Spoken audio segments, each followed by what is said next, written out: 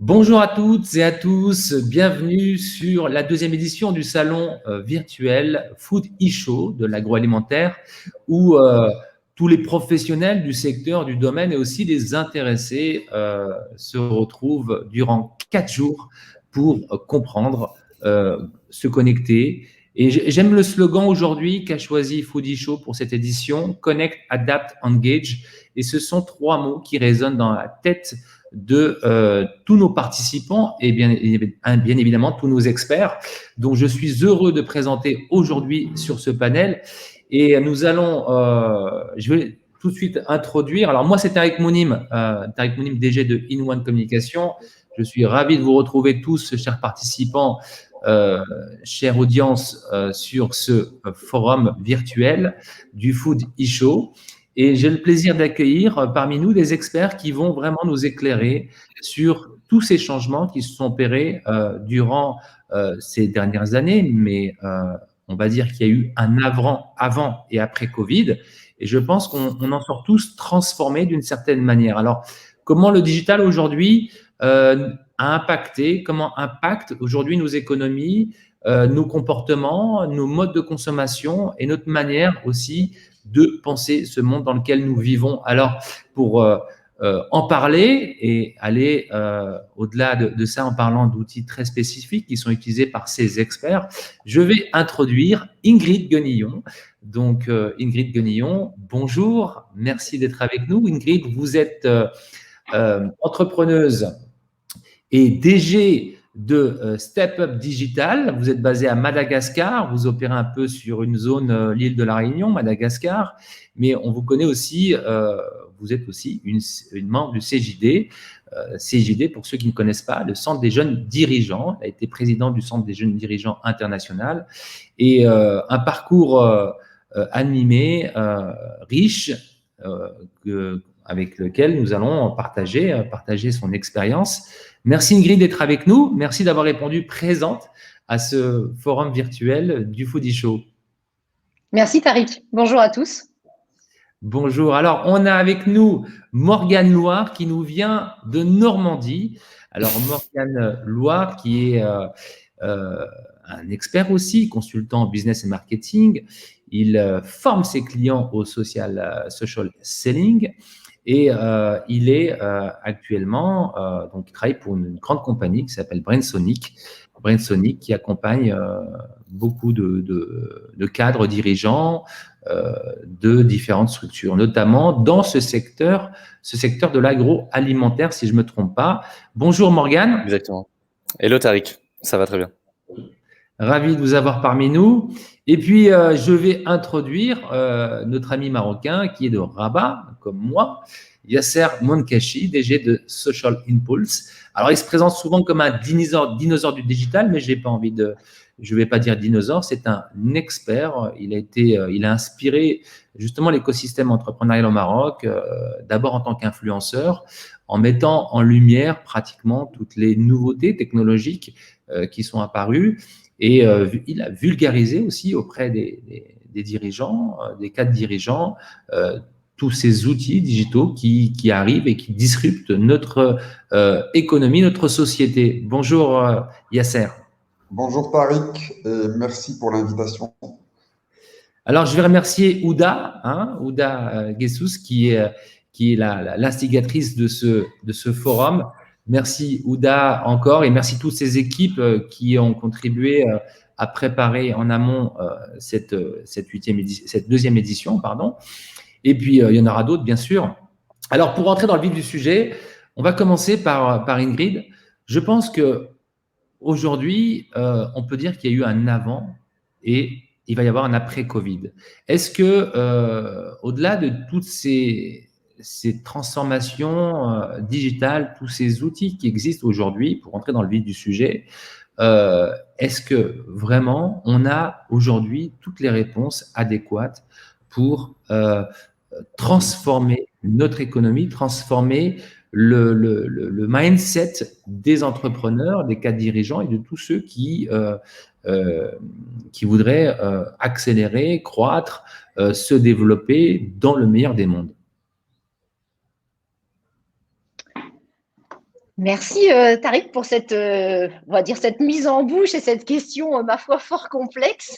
Alors, je vais vous permettre de vous donner ma vision, qui n'est pas forcément la vision la plus globale, puisque Step Up Digital est une entreprise que je dirige qui, en fait, comme j'aime à le dire, est plutôt facilitatrice et faiseuse. C'est-à-dire que nous créons les contenus pour animer les différents réseaux sociaux de nos entreprises, clients, partenaires sur la toile, et qu'en fait la dimension stratégique, elle va certainement venir plus de nos amis qui vont intervenir également avec moi.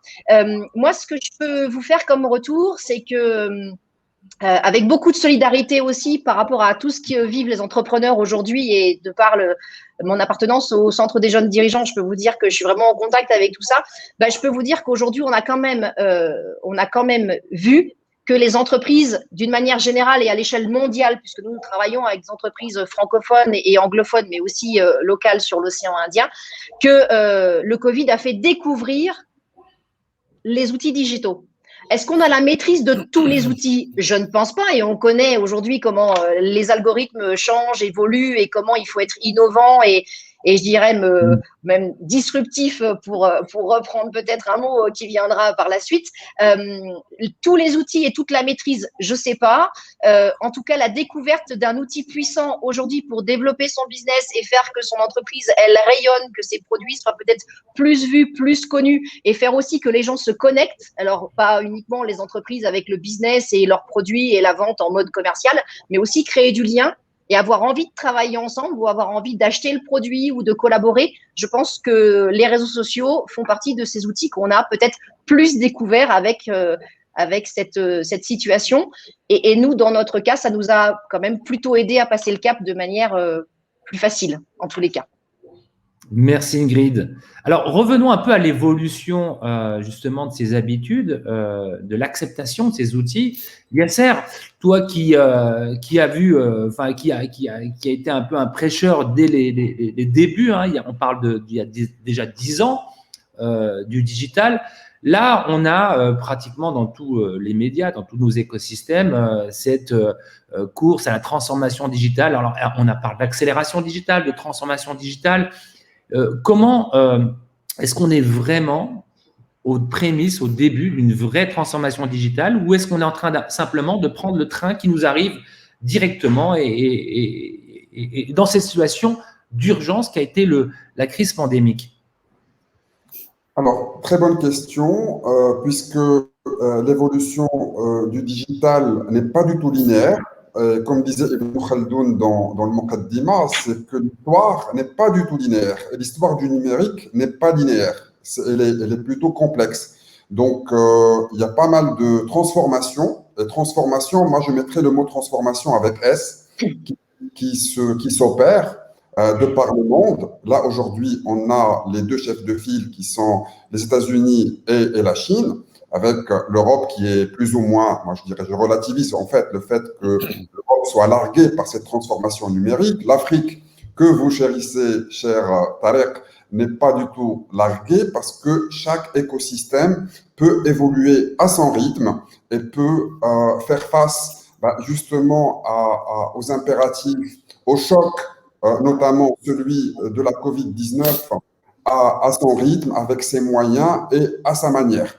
C'est vrai que la crise qui se prolonge en ce moment a donné beaucoup d'impulsion, a donné beaucoup d'élan à la transformation ou aux transformations digitales en cours, mais il ne faut pas se leurrer et dire que cette crise va être vraiment le catalyseur, va être vraiment le déclencheur.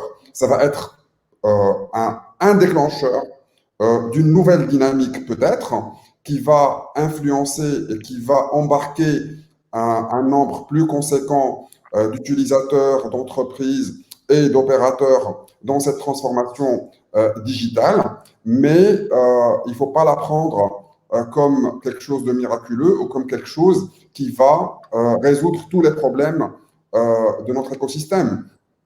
Il faut dire aussi que le choc a été brutal et que pas mal d'acteurs ne se sont pas encore relevés de ce choc-là, mais pour voir un petit peu le verre à moitié plein, cette crise-là a beaucoup de bienfaits sur l'écosystème digital.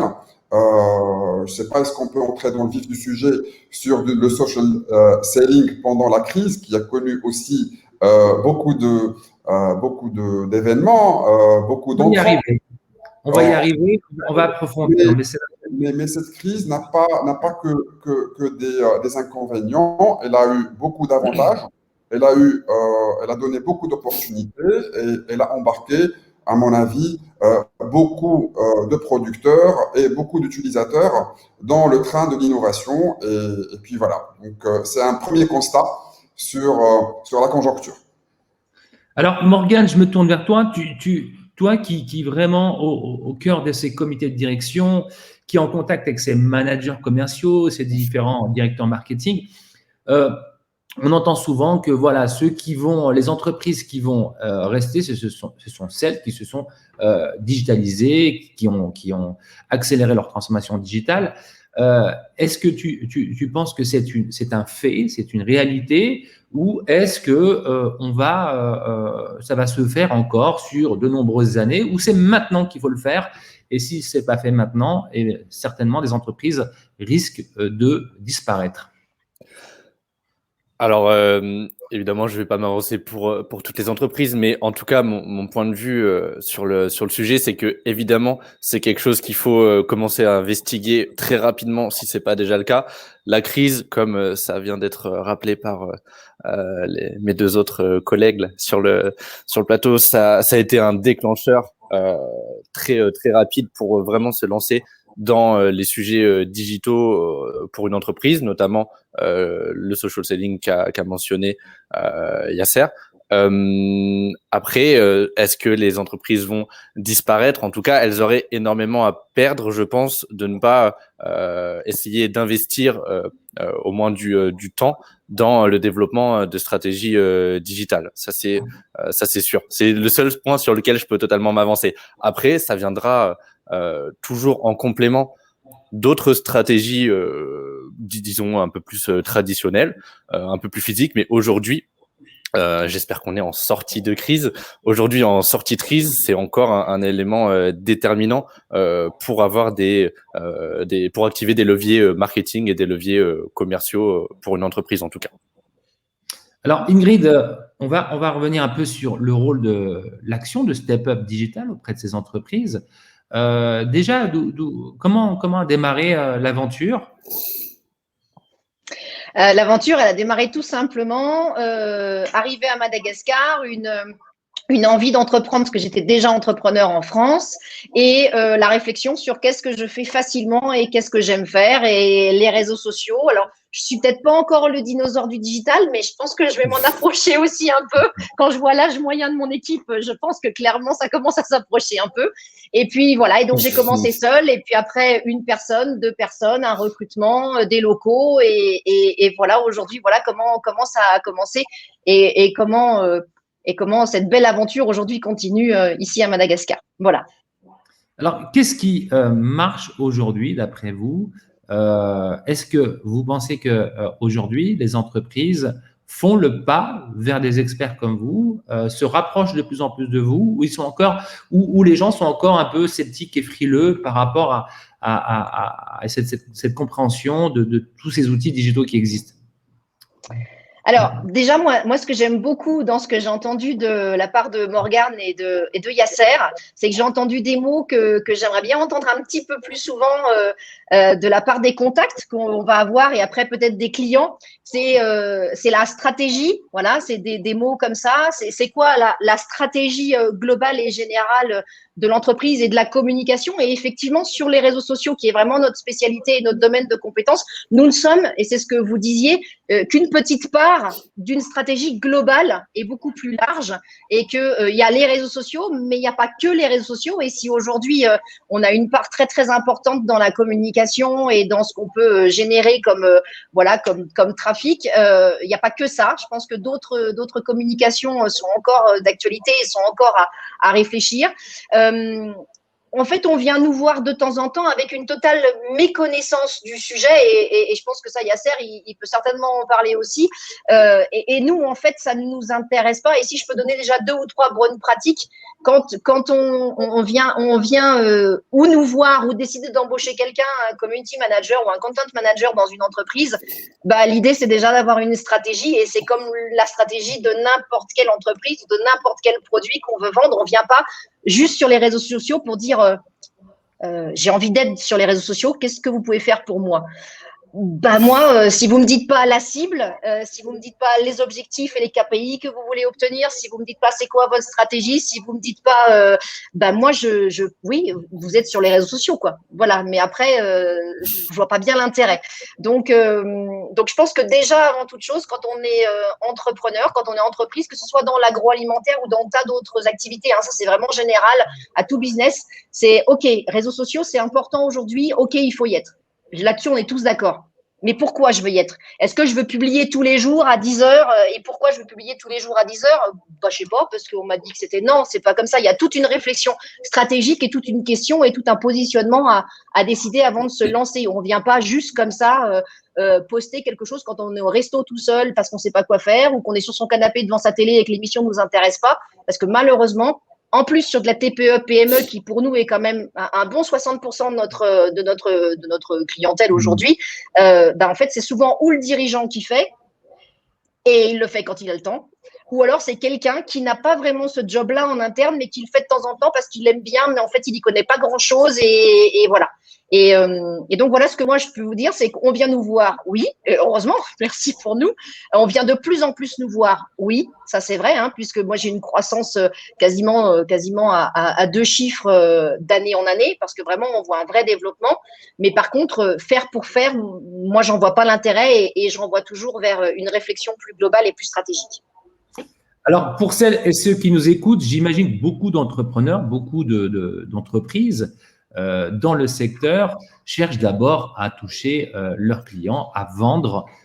Et c'est pour ça que je pense qu'ils utilisent la plupart du temps le digital. C'est leur premier objectif. Mais on a ce jargon qui est un peu anglophone. Pour des pays comme les nôtres, francophones, on est moins habitués. On parle du social selling. Yasser, parlez-nous brièvement du social selling, et est-ce que le digital, la réponse du digital est d'abord pour toucher le client et vendre aujourd'hui, vendre les produits qui sont aujourd'hui sur ce marché? Alors, pour répondre directement, moi je voulais rebondir un petit peu sur ce que vient de dire Ingrid. Juste rapidement pour insister sur l'importance de la stratégie quand on est dans le digital, donc d'une manière générale. Donc oui, être stratégique, c'est très important. Nous, ce qu'on prône chez Social Impulse, ça fait partie de notre ADN, c'est une démarche stratégique qui commence avec de la veille, du social listening, donc de la veille stratégique. Après, de la stratégie qui se base sur des KPIs et sur des objectifs SMART qui sont à définir en amont de tout projet de présence ou d'activation digitale. Après, dans le process, et vous pourrez retrouver ce process sur notre site socialimpulse.net, on a tout ce qui est activation. Bien sûr, il y a des clients qui ne souhaitent pas ni social listening, ni stratégie, et qui souhaitent passer directement et dans l'urgence vers les activations. Je ne vous cache pas qu'on accompagne aussi directement en activation digitale. Et puis, le 4e chaînon de notre process, c'est la prospective, c'est l'anticipation. Et nous avons édité pas mal de livres blancs dans ce sens, ce qui nous permet d'anticiper un petit peu les marchés, d'anticiper les aléas, d'anticiper les innovations pour être toujours dans l'avant-garde de ce process.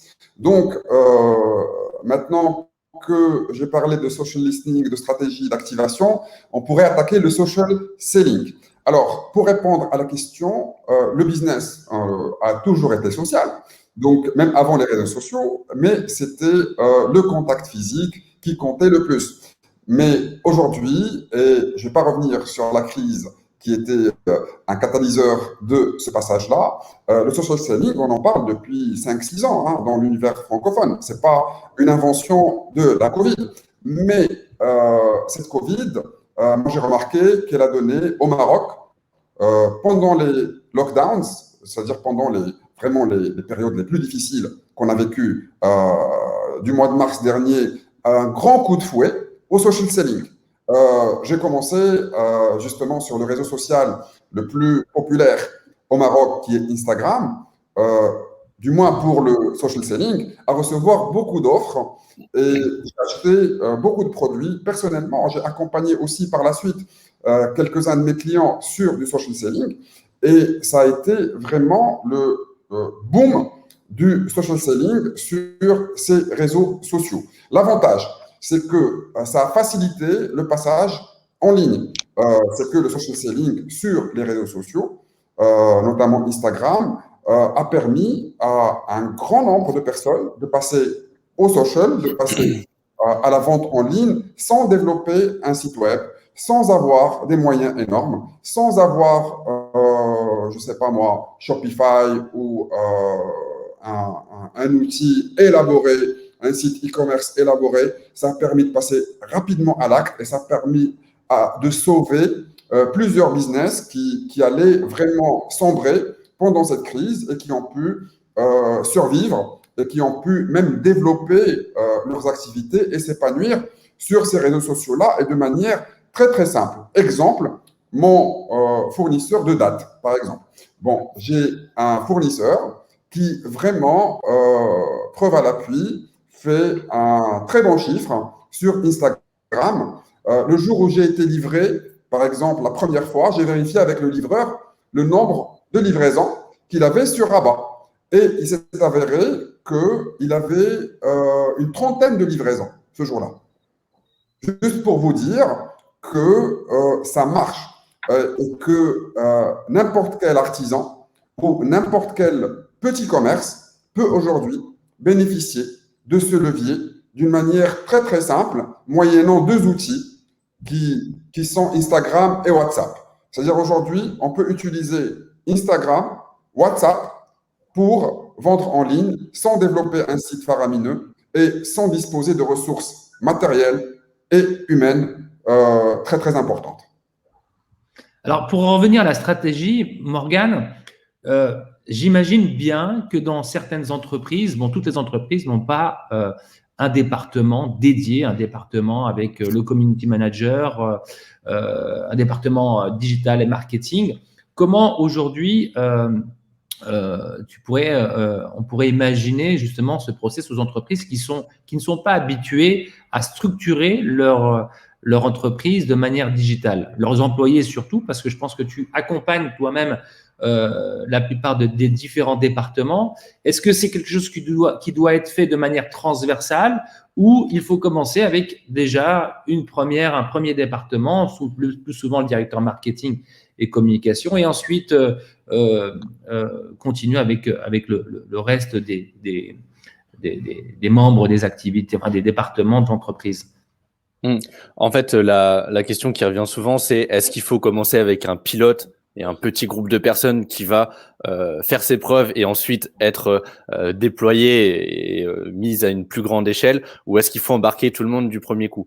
Je pense que finalement la bonne réflexion sur ça, c'est de démarrer avec déjà toutes les personnes volontaires, parce que ça va être les futurs porteurs de toute l'activité digitale d'une entreprise. Et pour ça, il y a la communication à la fois, disons, corporate, ça veut dire la communication institutionnelle d'une marque, d'une entreprise, et il y a d'un autre côté la communication des employés et des dirigeants, donc les humains derrière l'entreprise.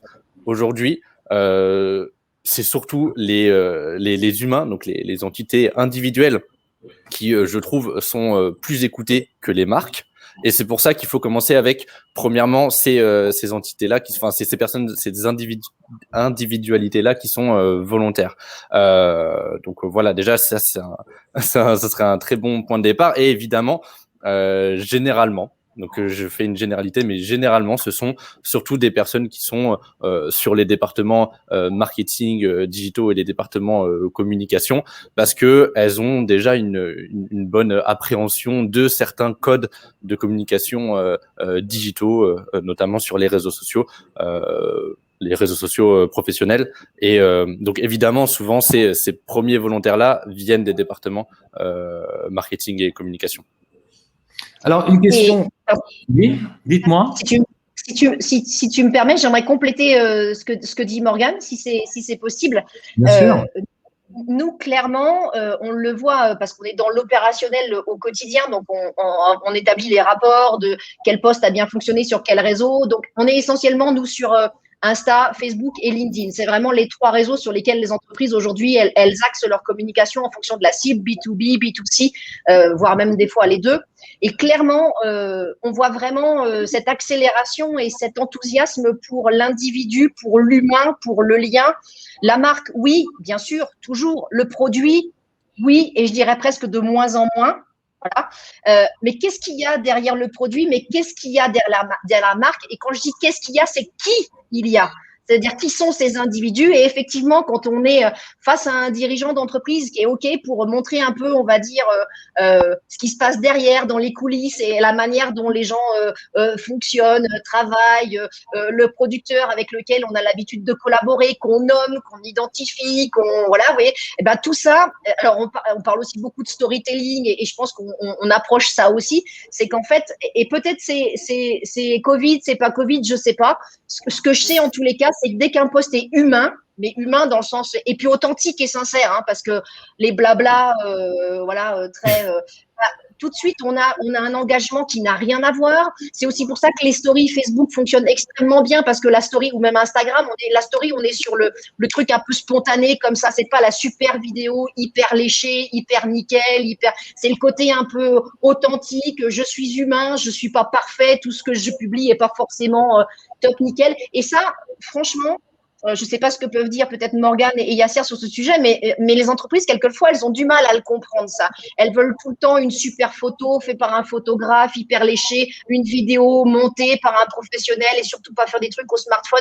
Mais en fait, les communautés, c'est pas ça qu'elles attendent. Bien sûr, on peut aussi vendre quelque chose de luxueux avec un certain contexte et avoir une certaine ligne éditoriale, parce que ça, c'est très important, une ligne éditoriale, une stratégie qui soit bien en phase avec notre image et ce qu'on vend, entre guillemets, ou ce qu'on prône. Mais à un moment donné, voilà, donner de l'humain, donner le truc qu'on peut pas, enfin, vous voyez, le truc qui fait qu'on a envie de collaborer avec vous parce que vous avez cette identité humaine. Voilà. Et moi, je voulais juste rebondir sur ça parce que vraiment, on voit vraiment le décalage, quoi. Authentique, sincère, humain. Et ça vient au service de la marque. Il n'y a pas besoin de placarder tout le temps la marque, les produits, 20%. Vous voyez ce que je veux dire? Enfin, voilà, c'est juste la chose que je voulais rajouter. Alors, sur ce volet, bien évidemment, il y a des aspects qui sont parfois des aspects de risque. Hein, il y a des risques dans ces réseaux et dans cette communauté. On l'a vu, je pense, il n'y a pas si longtemps que ça. Et je pense qu'Yasser, tu en as été témoin d'une entreprise qui a été victime justement d'un point de départ d'une mauvaise information qui a été relayée de manière virale et que malheureusement ces entreprises ne contrôlent pas. Comment répondre à ces entreprises par rapport à ce danger de viralité sur des erreurs qui peuvent parfois être faites par simplement le community manager ou un collaborateur de l'entreprise? C'est un risque, on va dire, patent des réseaux sociaux. Aujourd'hui, les fake news, voire les deepfakes, voire les rumeurs sur les marques, ça n'arrête pas. Et les défis et les challenges qu'affrontent aujourd'hui les community managers quand ils existent, parce qu'il y a des marques qui n'ont pas de community managers, donc sont énormes aujourd'hui. Et plus on fait du social listening, du monitoring, de sa communauté, de ses ambassadeurs de marque. Plus, comme vient de souligner Ingrid, on est dans le vrai et l'authentique, l'humain, et plus on est dans le lien et dans la relation, plus on peut construire un vrai rempart contre les aléas et les risques qui sont aujourd'hui afférents au digital. Et aucune marque aujourd'hui, qu'elle soit petite ou grande, n'est à l'abri d'une telle, comme disent les Américains, d'un tel bombing. Parce qu'aujourd'hui, les marques sont bombées par des individus et par des communautés, par des groupes qui aujourd'hui prennent l'assaut des marques. La semaine dernière, c'est une grande marque télécom qui a subi un grand bad buzz, une grande viralité négative suite à quelques posts LinkedIn sur la lenteur de la connexion. Comment se prémunir de ça? Eh bien, construire sa marque. Ne pas être réactif, être proactif. Et une marque, ça se construit, comme on l'a dit tout à l'heure, sur la durée. Une marque, c'est du brand content aussi. Il faut qu'elle crée sa marque, il faut qu'elle crée son content stratégique avant de penser à activer sur des occasions, sur des événements. Quand on a une marque forte, eh ben, on n'est pas réactif, on n'est pas réactionnaire. On est dans l'anticipation, on est dans la prospective. C'est ça ce qui fait la force des marques aujourd'hui dans le digital et c'est ça ce qui va protéger plus que la réaction, plus que le conversationnel. Oui, c'est bien quand il y a un mauvais poste de converser, d'entrer dans la conversation. C'est le métier même du community manager aujourd'hui. Il ne faut pas faire la politique de l'autruche, mais si on anticipe les bad buzz potentiels, puisqu'il y en aura, et pour toutes les marques, mieux c'est. Je vais vous raconter une petite anecdote. J'ai essayé la semaine dernière de me désabonner d'un grand site d'information français. Du coup, ce grand site d'information français ne permet pas le désabonnement. C'est-à-dire que dans la maturité de la transformation digitale, l'avènement de l'intelligence artificielle et tout le tralala qu'on est en train de balancer même sur ce site web-là, ils ne permettent pas ça. Donc, ils permettent l'abonnement et pour le désabonnement, c'est sur Le Monde, pour ne pas le citer. Pour le désabonnement, il faut envoyer un courrier postal. Vous imaginez? Et quand j'ai écrit sur Twitter, j'ai eu une vingtaine de retweets et Le Monde, jusqu'à présent, après 24 heures, n'a pas répondu. Ils n'ont pas répondu. Juste pour vous dire que c'est un long chemin. Hein, la transformation digitale, comme j'ai dit au tout début, c'est un long chemin, ce n'est pas linéaire et on a encore du chemin à faire et des opportunités aussi pour l'écosystème digital, pour travailler justement sur plein de niches. Ici, on est dans l'expérience client, mais je pense que le spectre de la relation client, le spectre de l'expérience client, le spectre du storytelling, comme disait tout à l'heure Ingrid, le spectre du social selling, du social listening, il est très large et il est porteur d'opportunités pour, moi j'imagine, pour tout le monde. Il y a de la place encore pour tout le monde. Et puis, voilà. Donc, c'est assez vaste. Alors, pour en revenir au contexte de propriété intellectuelle, de confidentialité, de données, la data dont on parle beaucoup.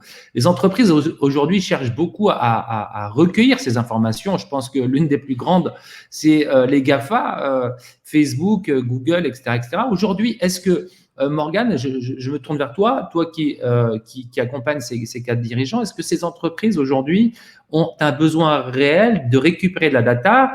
Et est-ce qu'il y a une bonne manière de le faire et une mauvaise manière? Alors, on parle de quel type de données, par exemple, plutôt? Des données pour répondre, pour travailler sur des offres commerciales. Imaginez, je vois par rapport aux postes aussi, les postes qui sont faits pour essayer de capter de plus en plus, découvrir les centres d'intérêt des clients. Très bien. En fait, qu'on soit un GAFA, un GAFAM, une startup, un entrepreneur, etc., il y a plusieurs données à aller chercher, parce que dans une stratégie social selling, ou que je définis par la conversion d'objectifs marketing comme télécharger un livre blanc, ou la conversion d'objectifs commerciaux comme générer un rendez-vous business, ou la génération d'objectifs RH, ça veut dire recruter un candidat. Enfin, voilà, pour moi, le social selling s'adapte à tous les départements et toutes les entités d'une entreprise. Il y a de la donnée à aller chercher, parce que ce qu'on veut faire, c'est pas convertir notre cible, donc notre prospect, on veut pas le convertir à la première interaction. C'est pas, on fait plus de porte à porte en toquant bonjour, je vous vends un aspirateur, est-ce que vous le voulez?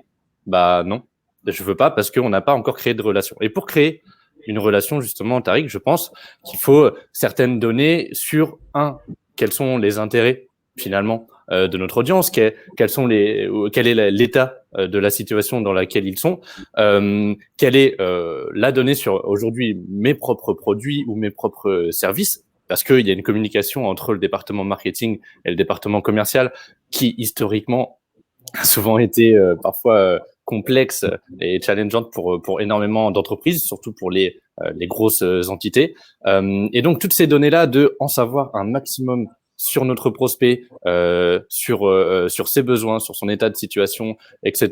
Il faut aller le chercher. Et aujourd'hui, effectivement, les réseaux sociaux professionnels étaient et sont toujours un super vecteur pour aller chercher toutes ces informations-là. C'est pour ça que plus les personnes auront travaillé ce qu'on appelle leur personal branding, donc c'est-à-dire leur image de marque professionnelle.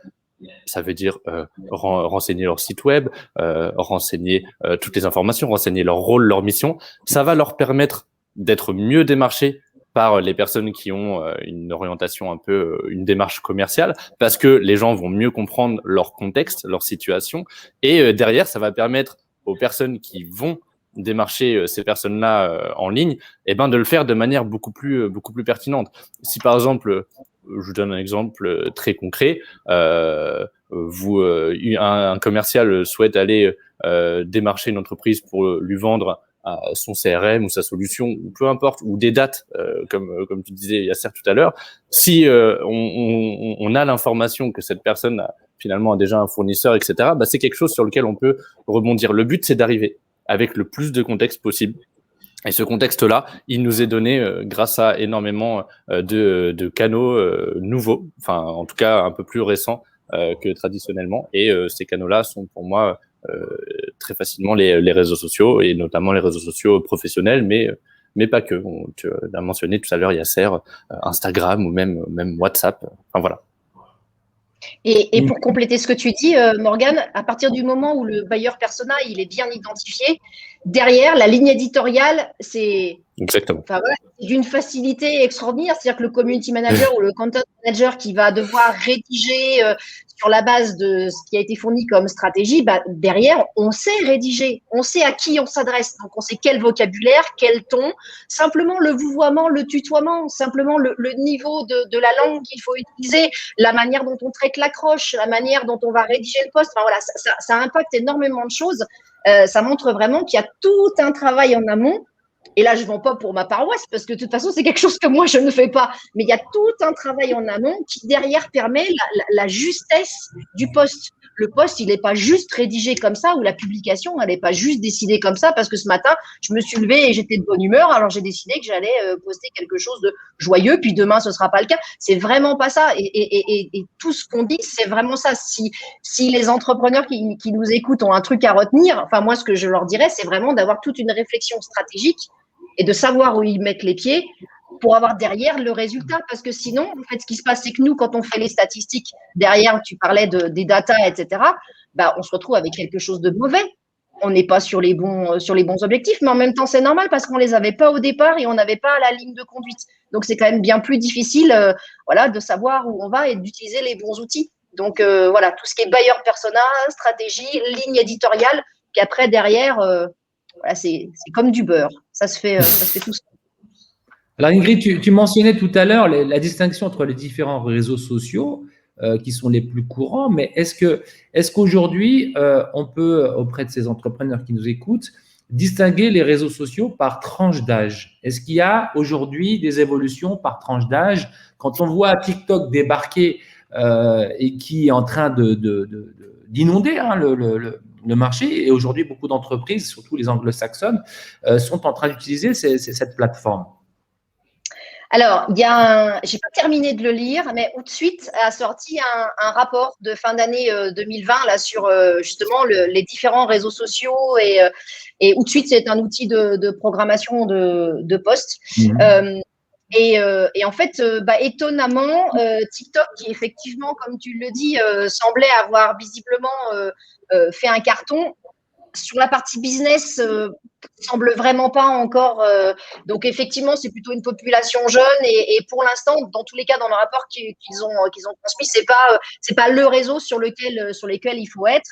Si on parle de Facebook, tout le monde dit et on croit enfin voilà, toutes ces rumeurs. Oui, Facebook c'est fini, c'est pour les baby boomers, c'est vieux, c'est machin, ces trucs. Moi, je pense que c'est beaucoup plus complexe que ça. Simplement aussi, en fonction du territoire sur lequel on est, je vais te donner un exemple. Ici, à Madagascar, quand tu as un forfait téléphonique, Facebook est accessible gratuitement avec un certain opérateur ici en local. Ça veut dire qu'en fait, ici à Madagascar, toute personne qui a, alors pas forcément un smartphone, mais un téléphone qui permet d'afficher ce qui se passe sur les réseaux sociaux et des fois uniquement avec le texte, ça montre aussi comme quoi il faut adapter les choses et qu'on ne peut pas imaginer communiquer de la même façon au Canada, à Madagascar, en France, au Maroc, en Chine, en Chine, c'est encore autre chose. Mais voilà, l'idée, c'est vraiment de se dire qu'il faut se poser les bonnes questions en fonction de pour qui on communique, vers qui et pourquoi.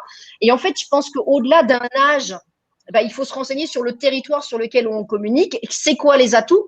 Clairement, ici, à Madagascar, et ce n'est pas le cas en France, par exemple, pour travailler aussi pour des clients français, Facebook reste un réseau B2C, clairement, ça c'est pour tout le monde, on est OK, mais aussi B2B. Il y a beaucoup, tu parlais, Yasser, de Instagram. Effectivement, Instagram est en train de monter et on le fait aussi en France, mais aussi ici à Mada. Mais clairement, Facebook reste ici un réseau sur lequel il y a du business qui se fait parce que les conditions sont faites et sont adaptées. Donc moi, je pense que c'est intéressant de lire, ce rapport. C'est intéressant surtout de se poser les bonnes questions et de se dire, OK, voilà, je veux communiquer pour tel objectif, je suis sur tel territoire, ma cible c'est celle-ci, et pas rester sur des trucs stéréotypés, automatisés en disant, LinkedIn c'est que du pro, Facebook c'est que du perso, Instagram c'est que l'hôtellerie, l'esthétisme, et non, je pense que c'est un peu plus complexe que ça, et qu'aussi on peut expérimenter des trucs. Enfin, nous, c'est ce qu'on essaye de faire quand quelquefois il n'y a pas de stratégie. On fait 3 mois, on regarde ce que ça donne, qu'est-ce qu'on fait, comment on réajuste, qu'est-ce qu'on peut faire, parce qu'on n'a pas la science infuse et on peut pas. Ça change tellement vite, la communauté évolue tellement vite, les réseaux évoluent tellement vite qu'il faut plutôt se remettre en question régulièrement, comme la stratégie d'une entreprise. Normalement, on la remet en question régulièrement. Alors, j'ai une question pour Yasser. À ceux qui nous disent, ceux qui nous écoutent, je suis partout, je suis sur les réseaux, j'ai une page là, j'ai tout mis, j'ai mes visuels, mais on ne me voit pas en termes de référencement. Chaque année, je pense que c'est pratiquement tous les mois, on a un update par ces réseaux sociaux et on voit des posts circuler en disant, moi j'avais l'habitude de voir mes amis, je les vois plus et on a l'impression aujourd'hui qu'il y a de plus en plus d'entreprises aujourd'hui qui se posent des questions. Alors, est-ce que c'est une politique qui vient des groupes, de ces plateformes pour essayer d'engager ces entreprises à sponsoriser et comment justement s'adapter par rapport à ça? Quelle est la stratégie pour un peu être plus visible quand on est sur ces réseaux sociaux? Ah, on ne vous entend pas. Yasser? Oui, c'est bon. Non? Alors, quand on est partout sur les réseaux sociaux, on n'est nulle part. C'est-à-dire qu'on peut faire du bruit partout, sur tous les réseaux sociaux. Et il y en a qui l'ont essayé, il y en a qui sont peut-être encore à le faire, que ce soit des personal brands ou des marques plus ou moins connues. Ils sont partout, ils veulent être partout parce qu'ils se concentrent plus sur le canal que sur le message. Et moi j'ai toujours dit que dans la communication, c'est plutôt le message qui compte, c'est pas le canal. Le canal, il faut être sobre, à mon avis. Il faut pas être attiré par tout ce qui brille, par les TikTok, les Snapchat et compagnie. Oui, quand c'est nécessaire, quand il y a une vraie réflexion derrière, on peut aller sur TikTok. quand TikTok s'impose, on peut aller vers TikTok. Mais c'est pas parce que c'est tendance qu'on va y aller. C'est pas parce que les jeunes y sont qu'on va y aller.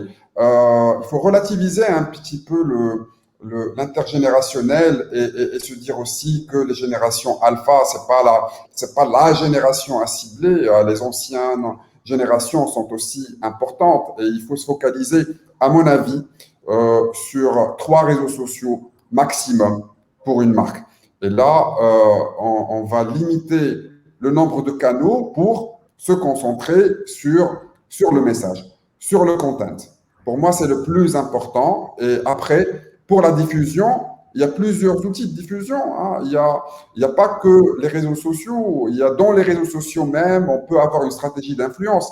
On peut avoir d'autres stratégies qui nous permettent d'amplifier viralement, organiquement, le message, au lieu de prendre tous les réseaux sociaux et sponsoriser sur tous les réseaux sociaux et devenir indépendant plutôt de tous les réseaux sociaux.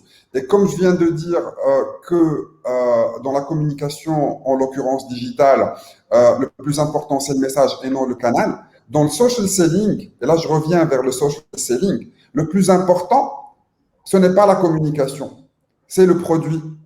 Et là, on a tendance à oublier ce détail qui est très, très, très important. Et c'est un message aux producteurs qui vont assister au Food e-Show.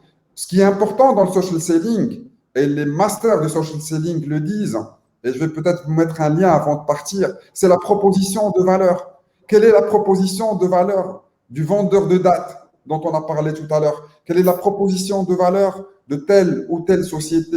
Est-ce qu'elle a une vraie proposition de valeur qu'elle va porter justement sur ses réseaux sociaux ou est-ce qu'elle vient pour faire du bruit? Voilà la grande question, à mon avis, qu'il faut traiter en amont avant de venir sur ces réseaux sociaux par la suite avec une bonne stratégie, avec un bon accompagnement et notamment avec Ingrid peut-être, d'accompagner un projet. Et comme disait tout à l'heure Morgane aussi, il faut un projet digital dans l'entreprise. Il faut un produit, un projet et par la suite, une stratégie de communication digitale. Et tout ça, ça peut aller dans une cohérence et surtout dans une sobriété. Il y a un terme qui sort aujourd'hui dans le digital, c'est la sobriété numérique. Il faut être sobre, il faut être simple et efficace. Il ne faut pas aller dans tous les sens.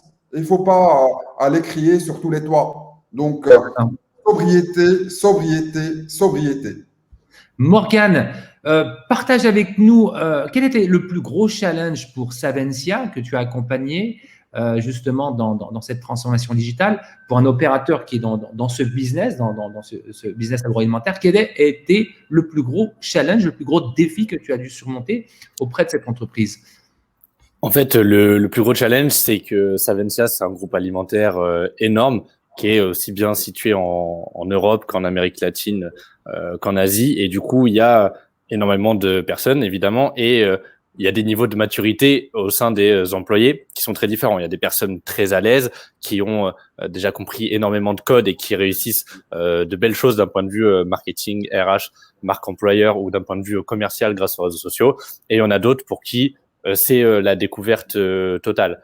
Donc le challenge, c'était de trouver une unité et pour ça, il faut essayer de rassembler certains groupes de personnes en fonction de leur niveau et de surtout comprendre quel est leur objectif professionnel en individuel. Comprendre l'objectif personnel individuel d'une entreprise, mais d'un point de vue collectif, c'est un petit peu difficile. Et ça passe par du temps et par un accompagnement et surtout le maximum d'individualisation possible. Et c'est-à-dire que dès lors qu'on va expliquer et montrer à la personne, tiens, toi, tu es commercial pour Savencia, tu as travaillé pendant 30 ans de cette manière-là. Moi, j'ai pas 30 ans encore, mais je peux te montrer certaines choses qui vont t'aider à non seulement gagner du temps, et surtout être plus efficace dans tes objectifs commerciaux pour mieux comprendre tes prospects et tes employés. Cependant, le truc, c'est que s'ils n'avaient pas cet accompagnement, vu qu'ils ne maîtrisent pas les codes, c'est quelque chose qui peut créer énormément de friction, leur faire perdre énormément de temps et derrière, pour les 5 prochaines années, à venir, ils vont se dire bon bah moi le social selling ou etc.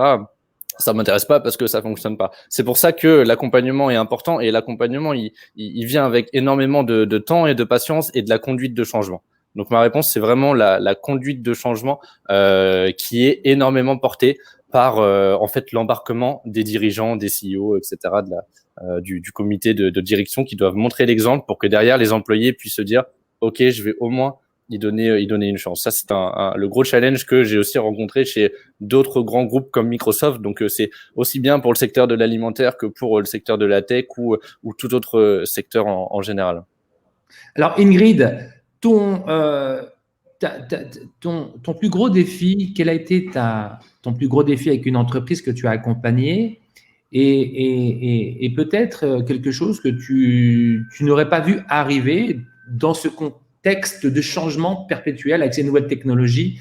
Est-ce que tu peux partager avec nous, c'est une expérience précise avec une entreprise qui a vécu ce changement de manière frontale?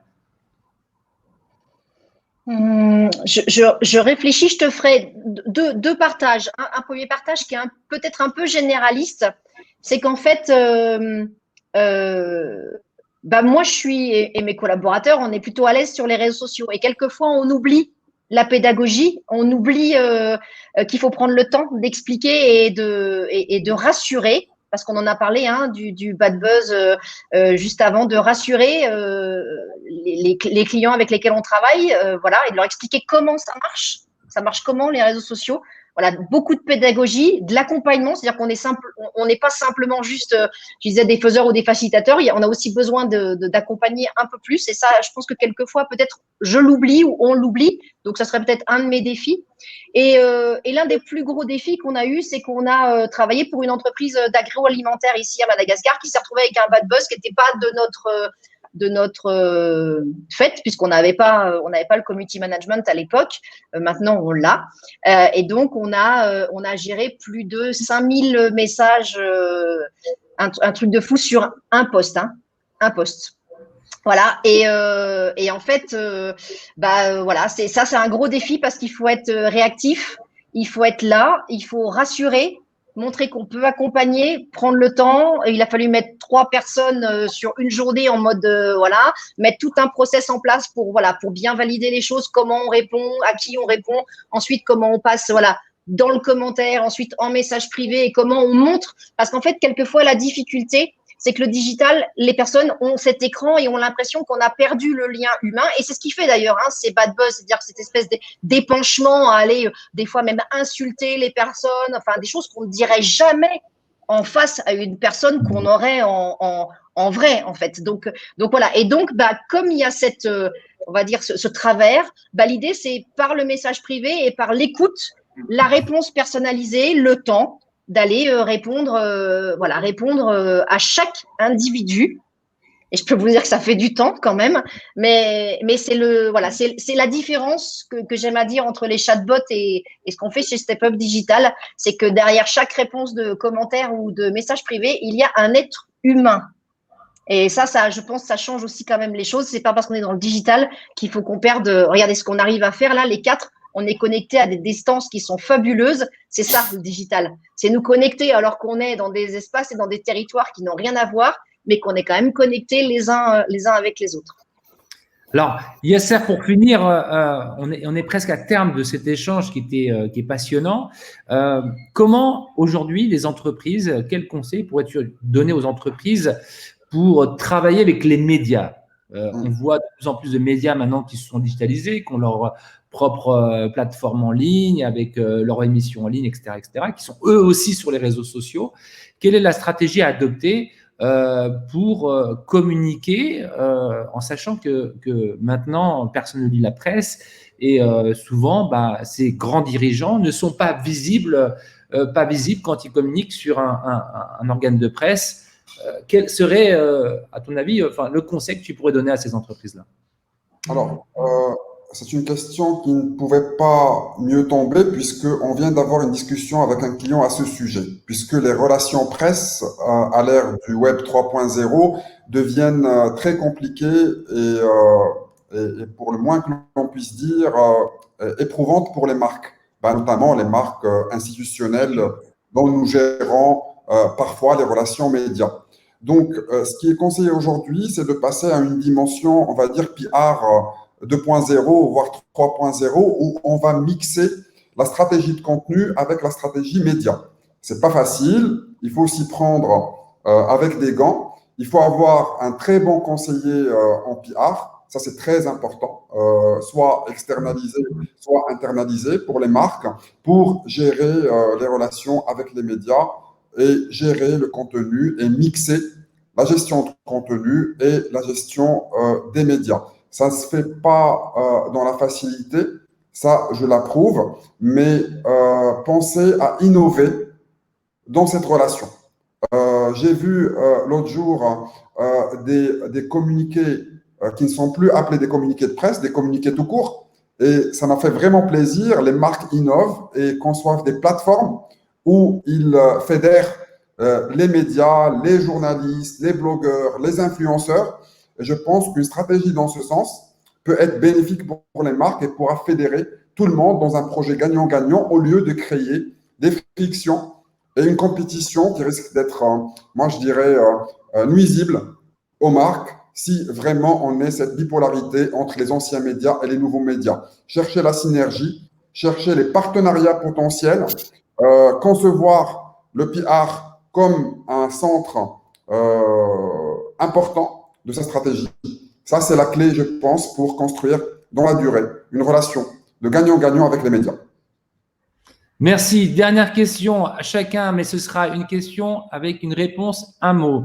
Quel est votre réseau social préféré?